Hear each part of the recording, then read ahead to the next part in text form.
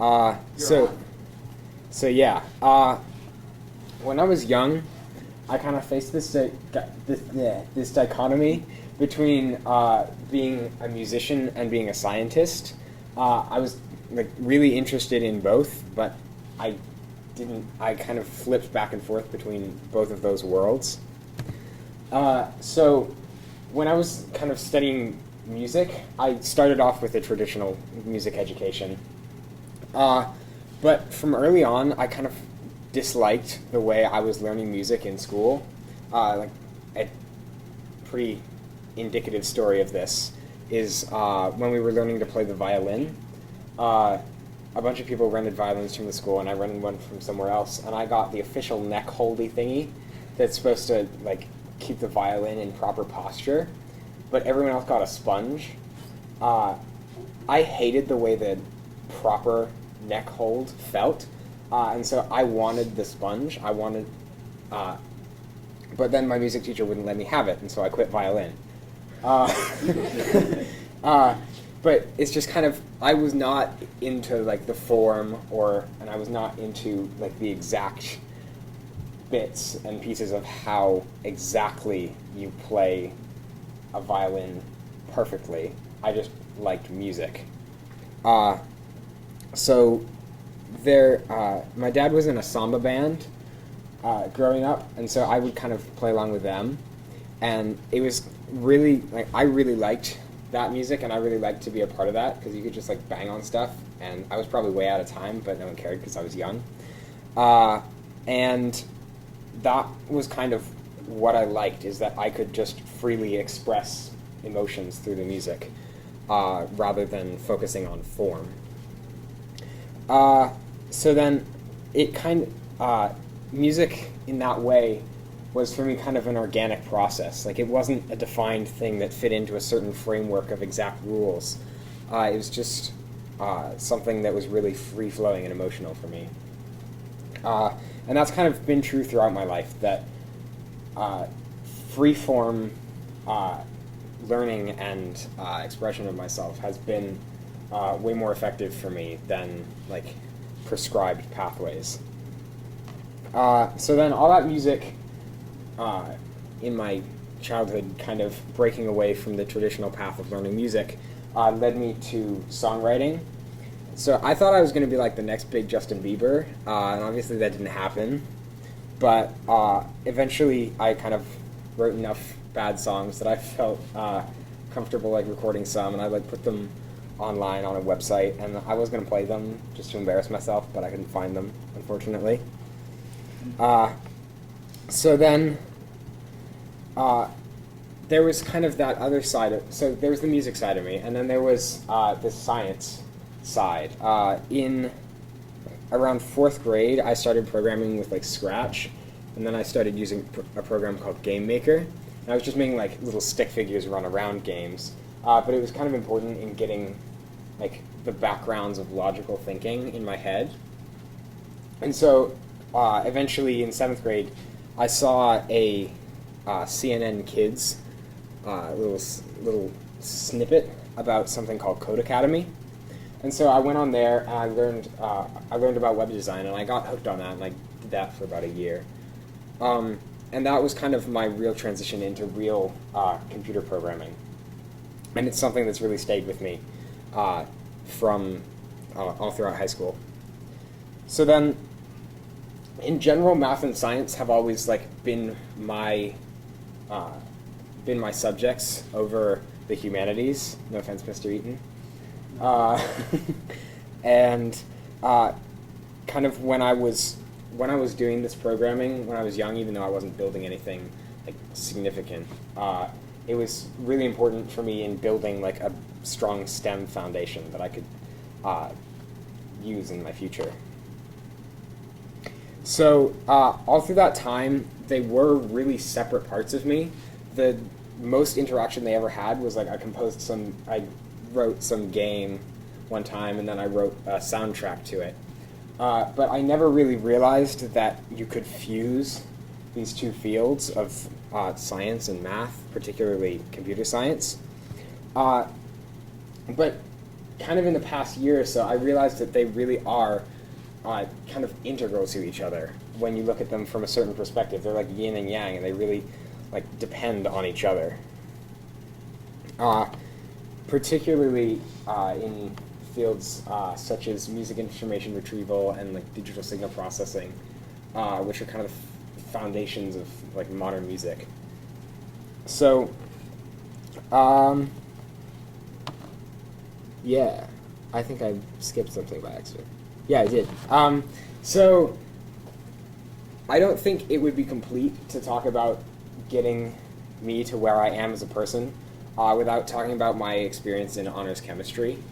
After like coasting through freshman year, it was kind of the first really hard class I took, and it was kind of an eye-opener. But Miss Riefler really like nurtured me through that class, and she pushed me as a student in that kind of free-form learning, and I kept like asking why questions. That was a super valuable experience to me. And so, before I took that class, like I knew I had these interests, and I was kind of discovering that they could interact with each other, but I didn't have any idea that I might be able to do something with my life that I could be happy with in my future. And like, that sounds really depressing the way I just said it. But Miss Riefler inspired me to have like the confidence in myself as a learner that I could like actually contribute something to the world, whether it's something big or something really small, something that I could contribute to the world I live in. So taking that class really made me consider who I am as a student, and that's kind of when I started to realize that the most meaningful learning I've really ever done has been outside of school.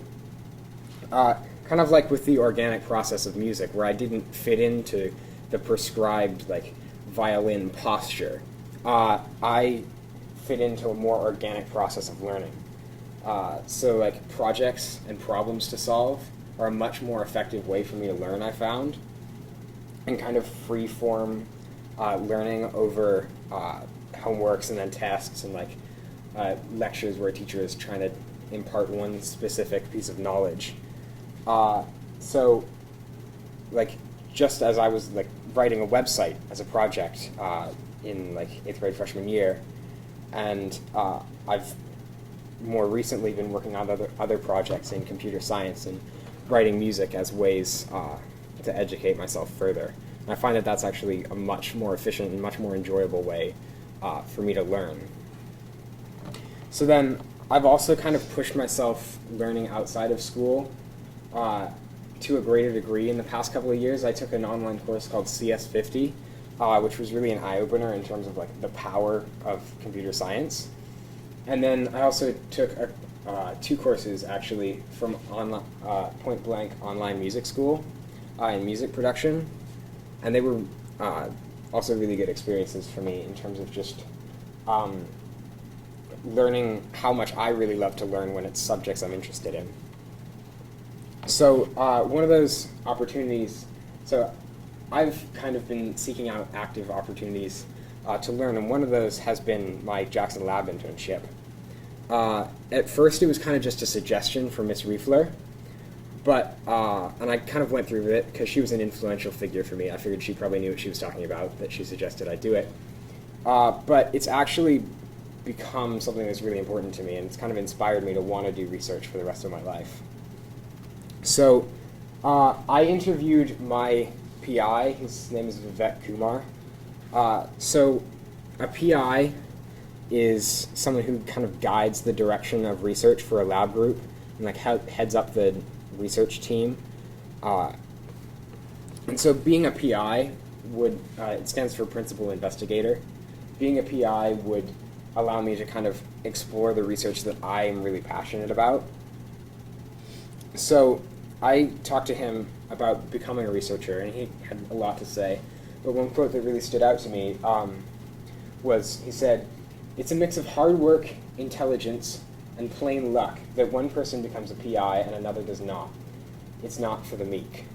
So that sounds a little bit intimidating, but I actually kind of look at it as a challenge, and I enjoy that fact. I kind of want something to reach for, and it gives me a goal, which I really like.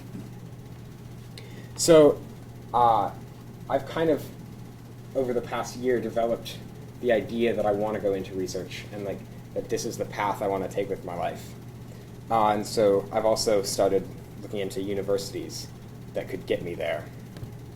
So I've kind of narrowed it down to 4 like criteria that are really important to me in a university.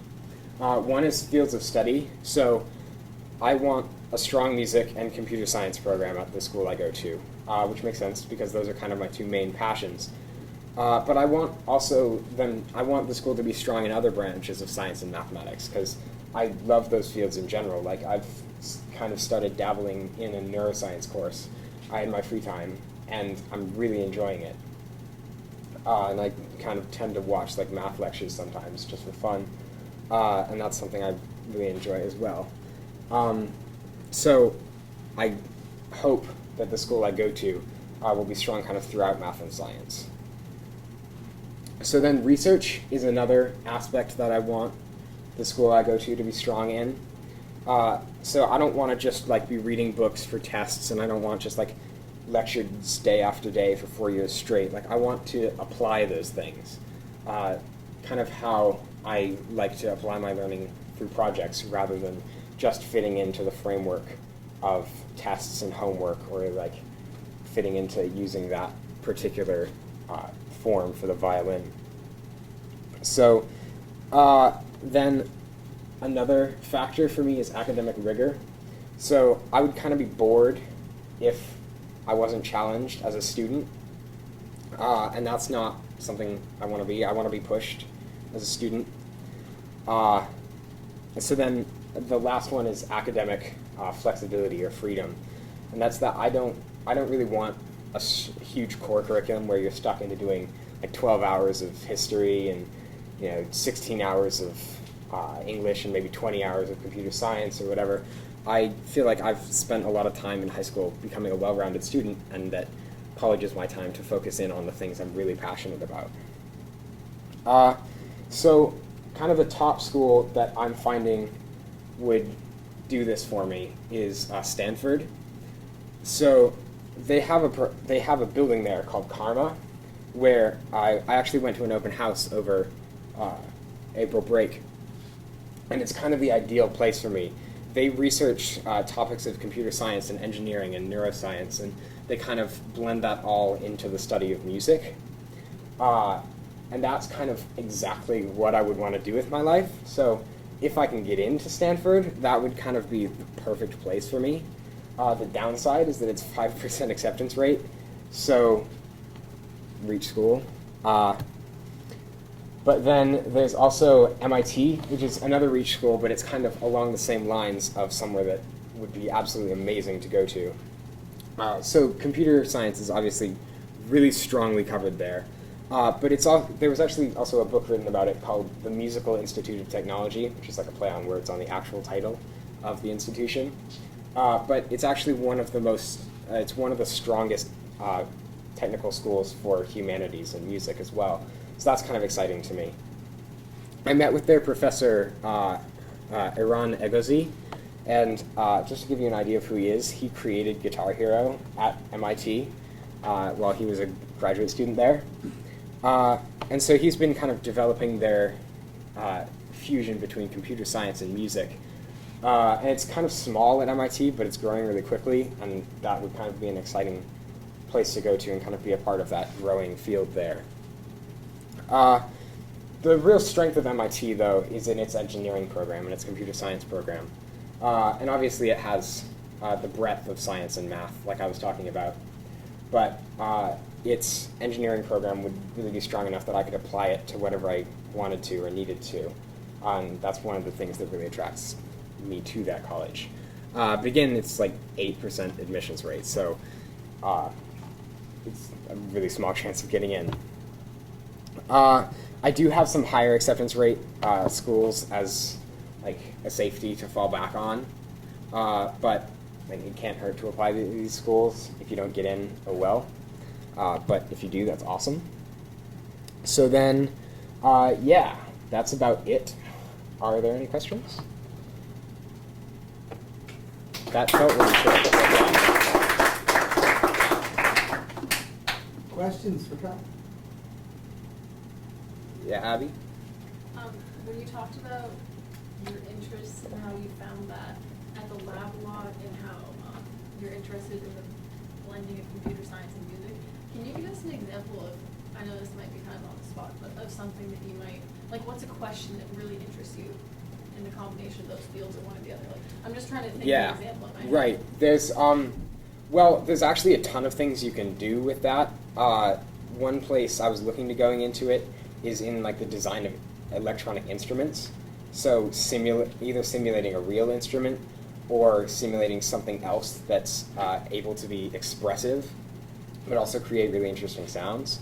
There's also another field called computational creativity, which is exploring like whether computers can actually be creative and like create music on their own without human input.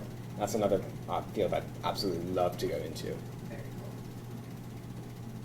cool. Annie? Like when you were talking about like the lab internship and all the online courses, were you doing all of that in this past year? I took CS50 2 summers ago, and I took the Point Blank courses last summer. Okay. But then I did the JAX internship this year. And Yeah. also, Yeah. like, I know like you're like really involved with the show choir performing Uh-huh. and singing and stuff. Would you want that to be part of the future, or like just sort of Right. I like to sing, and in the songs I write, I sing in those.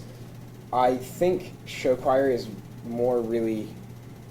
I mean, I really enjoy show choir, but I don't see really performing as like theater. I don't see that as a part of my future necessarily. I definitely enjoy it, but with all the other things that I enjoy, I think I don't really have time for that.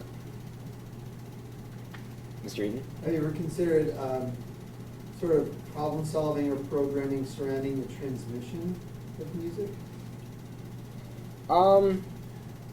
That, as far as I know, is a little bit more of an engineering topic or like a physical engineering topic, which has never intrigued me quite as much as more algorithmic questions.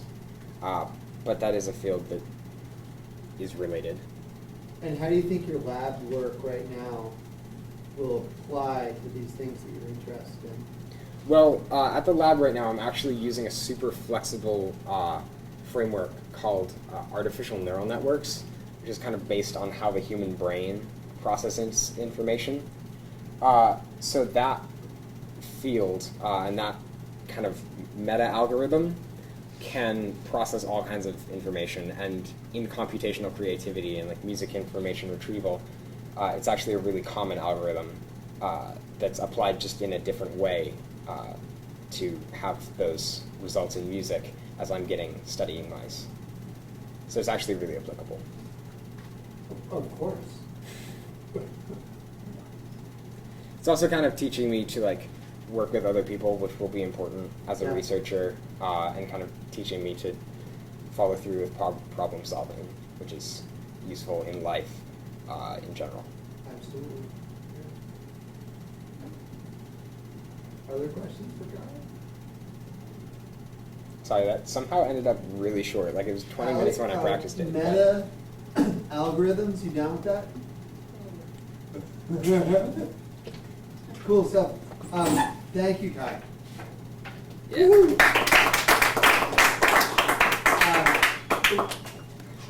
No.